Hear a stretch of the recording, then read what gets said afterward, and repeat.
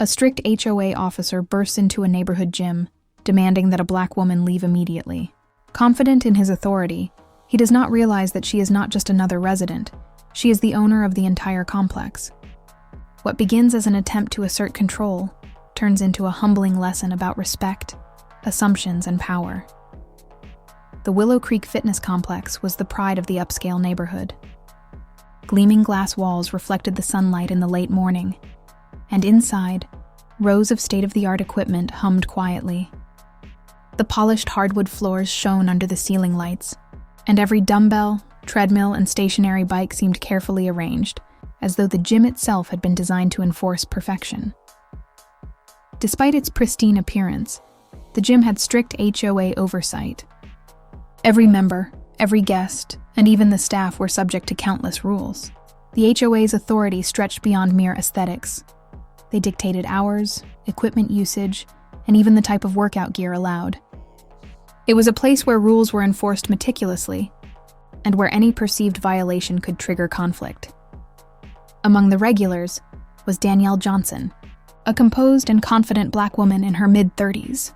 She had been coming to the gym for months, preferring quiet morning hours to maintain her workout routine. She was elegant without being flashy, her movements precise, her presence calm and self-assured. Danielle was no stranger to scrutiny or assumptions. Over the years, she had learned to navigate a world that often underestimated her based on her appearance. Yet she never let others' judgments disturb her focus.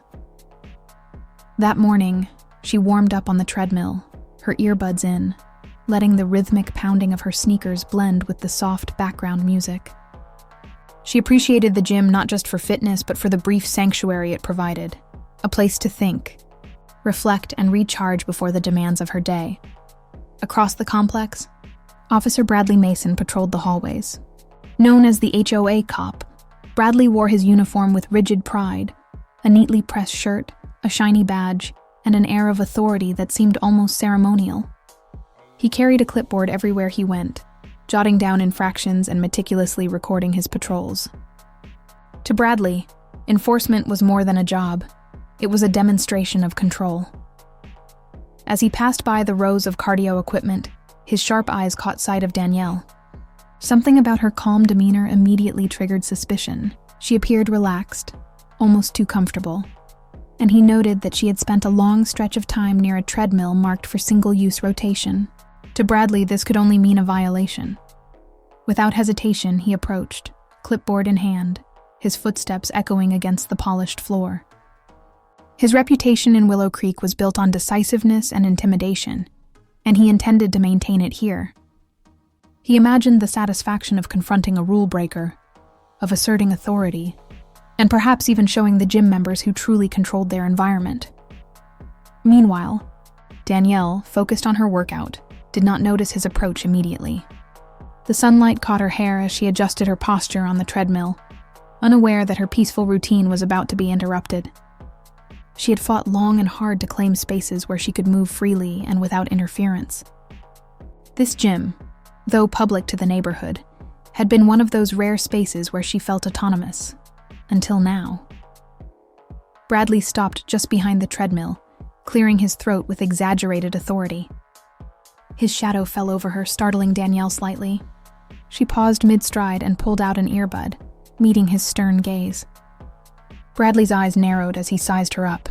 In his mind, this encounter would be straightforward. A few citations, a few reminders, and his authority would be reaffirmed. But he had no idea that Danielle Johnson was no ordinary gym-goer. She was not a resident under his control, nor a member at his mercy.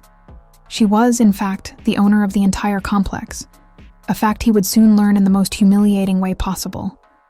For now, however, the tension was subtle. The gym was quiet, the machines whirring softly, the air conditioned to perfection. All that masked the storm that was about to break, a clash between arrogance and authority, between assumptions and undeniable truth. Bradley cleared his throat again, louder this time, making Danielle stop her treadmill completely. She pulled out both earbuds and stepped off the machine, her posture calm, controlled, and unshaken. The hum of the gym faded into background noise, replaced by the tension in the space between them. "Excuse me," Bradley said, his voice clipped, carrying the unmistakable authority of a man used to being obeyed. "You are using equipment longer than the allotted time. You need to leave immediately. This is a violation of HOA rules." Danielle tilted her head slightly, studying him with mild curiosity rather than fear. "I am following the gym schedule perfectly," she said, her voice steady. "Are you certain you understand the rules correctly?" Bradley's lips pressed into a thin line. "I know the rules. I enforce them. And as the HOA officer, I have full authority to remove anyone in violation of these guidelines. You need to leave now, or I will take further action." He tapped his clipboard for emphasis, a motion meant to intimidate.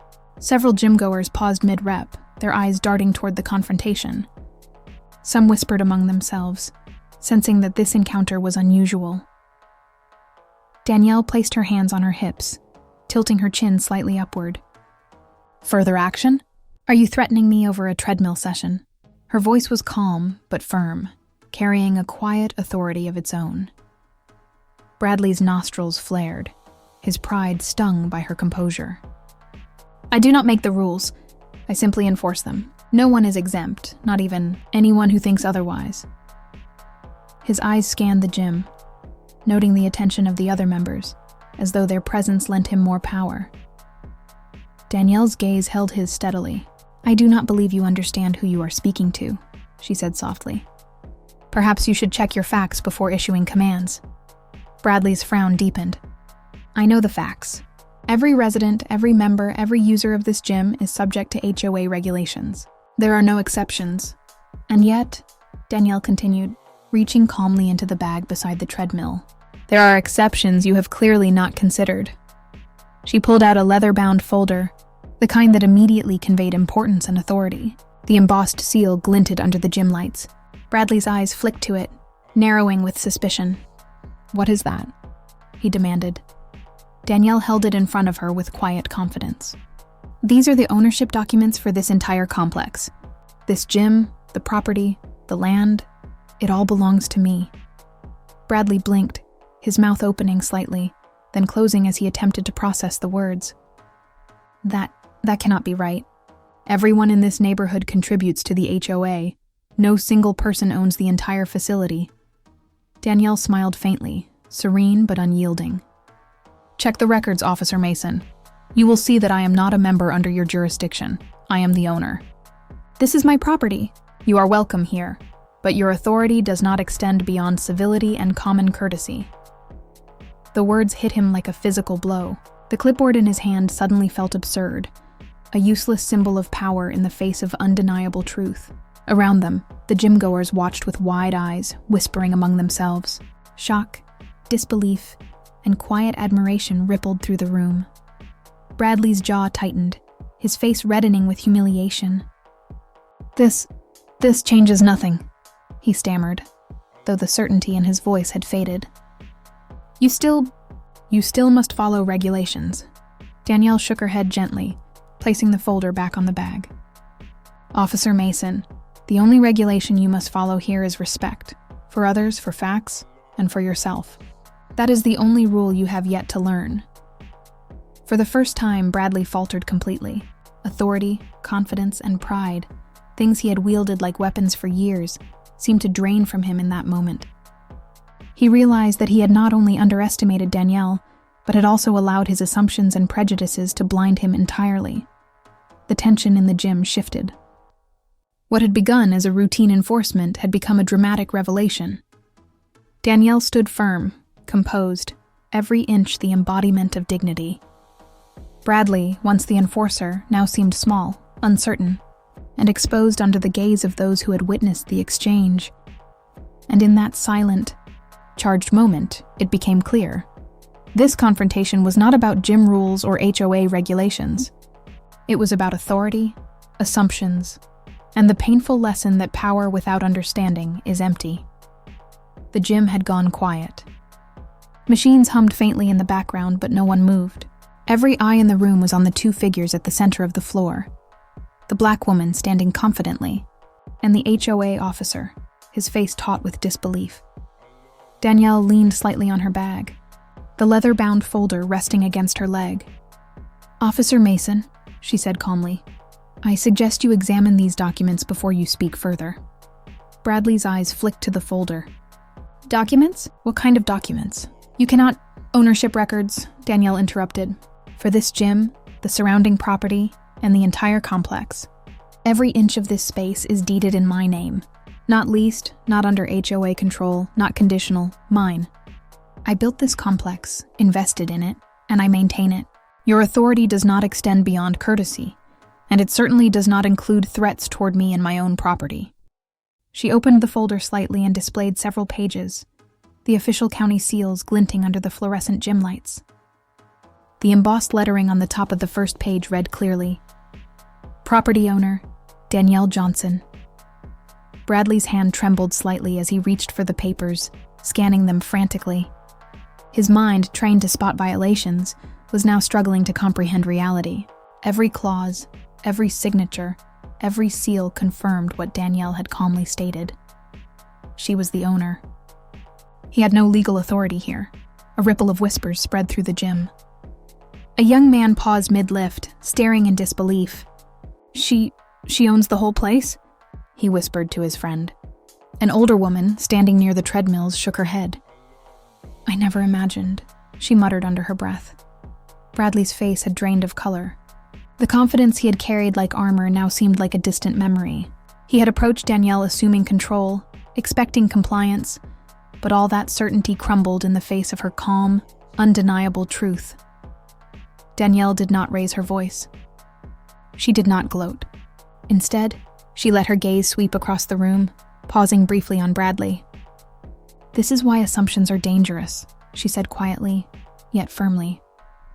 "You assumed authority over someone you did not understand. You judged me based on your perception, not facts. And in doing so, you humiliated yourself in front of others. Let this be a lesson, not only about me, but about the consequences of arrogance and prejudice." Bradley's lips parted, then closed. He wanted to argue, to assert control, but every word he could think of faltered under the weight of truth. The murmurs of the gym-goers felt louder than any threat he could issue. Finally, he straightened, his clipboard hanging uselessly at his side. I see," he muttered, his voice hoarse, almost a whisper. "I apologize." Danielle's eyes softened slightly, but her tone remained firm. "Acknowledgement is the first step. Growth is the next." In that instant, the dynamics of the gym shifted. Danielle stood not merely as a gym member or a resident. She stood as the rightful authority, calm, composed, and dignified. Bradley, once the enforcer, now seemed exposed and humbled. The tension broke slowly as some gym members exchanged awed glances. Some nodded subtly toward Danielle, admiration evident in their eyes. Others whispered quietly, processing what they had just witnessed. That power without understanding could be dismantled by calm composure and truth. And in the middle of the room, Danielle resumed her stance near the treadmill, calm as ever, the embodiment of dignity. Bradley lingered awkwardly, unable to speak further, caught between humiliation and the first stirring of humility. The storm had passed, but its lessons were etched clearly into every eye that had watched. Authority assumed is fragile. Respect commanded is lasting. The gym remained unusually quiet. The whir of treadmills and clanking of weights seemed muted against the heavy tension that hung in the air. Bradley stood frozen, clutching his clipboard as if it could shield him from the humiliation settling over him. Every eye in the room, trainers, regulars, and casual gym-goers alike, was fixed on him, and he realized with a sinking feeling that his authority had evaporated in front of witnesses. Danielle took a slow, deliberate step forward, closing the small distance between her and the center of the gym. Her posture was upright, composed, every movement radiating confidence and calm. She did not raise her voice, yet the clarity of her words carried naturally across the room. "For months, I have observed the rules enforced here," she began, her tone measured, almost serene. "I have seen people judged not by their actions, but by assumptions. Today, Officer Mason assumed that I was violating regulations, simply because he judged based on appearances and authority alone." She paused, letting her gaze sweep across the room. Gym members shifted uncomfortably under her eyes, some lowering their heads, others nodding in quiet agreement. Assumptions, Danielle continued, are dangerous. They blind us to truth, they lead us to treat people unfairly, and they allow arrogance to masquerade as power. Officer Mason assumed he had authority over me, and in doing so, he forgot the first rule of respect. It must be given before it is demanded. Bradley's hand shook slightly, the clipboard slipping from his grasp and hitting the polished floor with a hollow thud. He bent to pick it up, but the gesture seemed awkward, almost symbolic, an attempt to reclaim authority that had already been stripped from him. He began, his voice faltering. Words that once carried certainty now stumbled over themselves. I apologize. I was wrong. Danielle's eyes softened slightly, though her tone remained firm. Acknowledgement is the first step. Reflection and growth come next. Let this be a lesson, not only for you, Officer Mason, but for anyone who assumes control without understanding, who judges without knowing. Around them, the reactions were palpable. A few gym-goers whispered quietly among themselves. She handled that perfectly, one said. I never realized she owned the complex. No wonder she is so composed. Another shook her head, muttering, we all underestimated her. Even some of the more casual gym members, who had merely come to work out, found themselves pausing to reflect. In that moment, the lesson extended beyond Bradley. It touched everyone present. The dangers of assumptions, the humility required in authority, and the undeniable power of dignity. Bradley, meanwhile, remained rooted to the spot. He could feel the eyes of the room on him, and with each passing second, his pride eroded further. For the first time, he realized that respect and compliance are earned, not enforced. That authority assumed without understanding is hollow. Danielle turned back toward her treadmill, setting the folder of documents carefully beside her bag. She resumed her warm-up slowly, gracefully, as if the confrontation had not drained her energy at all. The gym seemed to breathe again, the tension easing but leaving a lasting imprint. In the silence that followed, it was clear who had truly commanded the room. Not the officer who had threatened her, but the woman whose calm, unwavering composure revealed the power of truth and dignity. The lesson was clear. Arrogance can be dismantled, but respect is permanent. Authority is fragile, but integrity endures. And in that quiet gym, these truths were etched into every witness's memory. As the late afternoon sun filtered through the gym's tall windows, Danielle resumed her warm-up on the treadmill, her movements calm, measured, and uninterrupted by the confrontation that had just ended. The leather-bound folder lay neatly beside her bag, a silent testament to the truth that had dismantled arrogance. She moved as if reclaiming her space, demonstrating that dignity is not won through force, but through composure and confidence. Across the gym, Bradley stood near the entrance, leaning slightly against the wall. His uniform, once a symbol of rigid authority, now felt heavy on his shoulders. He held his clipboard loosely, realizing that it no longer carried weight. He had been humbled publicly, forced to face not only the truth of Danielle's ownership, but also the consequences of his assumptions and prejudice. For the first time, he understood the fragility of authority untempered by respect. A few gym-goers approached Danielle cautiously, their admiration mixed with awe. Mrs. Whitaker, a regular in her 60s, shuffled closer and spoke softly, almost reverently. Miss Johnson, I misjudged you. I thought your quiet nature meant pride or aloofness. I see now it was strength. Thank you for showing us what it truly means to command respect. Danielle smiled faintly, a warmth that was gentle but unyielding. We all make judgments, Mrs. Whitaker. What matters is recognizing them, learning from them, and striving to act differently in the future. Even younger members of the gym, who had been mere observers, now felt the lesson resonate. A teenage boy whispered to his friend. She didn't yell, she didn't fight. She just stood her ground, and everyone saw it. Bradley, meanwhile, took a tentative step toward Danielle, his voice low and reflective. Ms. Johnson, I do not expect forgiveness immediately, but I want you to know that today, I have learned something important. I let assumptions and authority guide my actions instead of facts and respect. I was wrong, and I am humbled. Danielle paused, meeting his gaze steadily. Her voice was calm, but each word carried weight. Acknowledgement is only the beginning, Officer Mason. True growth comes from reflection and change.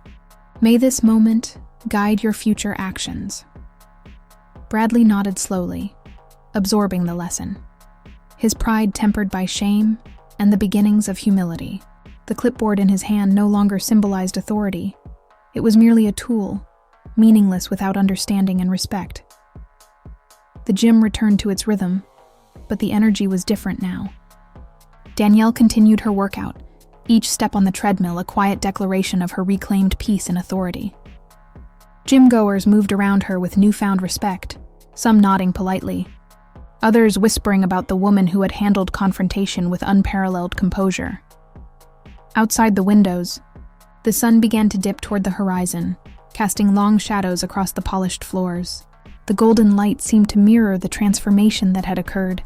A space once dominated by fear of rules and authority had been tempered by truth, dignity, and quiet power. In that moment, Danielle did not merely reclaim her gym. She had reminded everyone present that respect cannot be demanded, authority cannot be assumed, and prejudice can always be challenged with calm confidence and evidence. Bradley lingered a moment longer before leaving, his steps hesitant but thoughtful. For the first time, he understood the weight of his actions and the responsibility that comes with wielding authority. And in the gym, Danielle's serene figure on the treadmill remained a beacon of strength and integrity, proof that true power is grounded in truth, composure, and respect.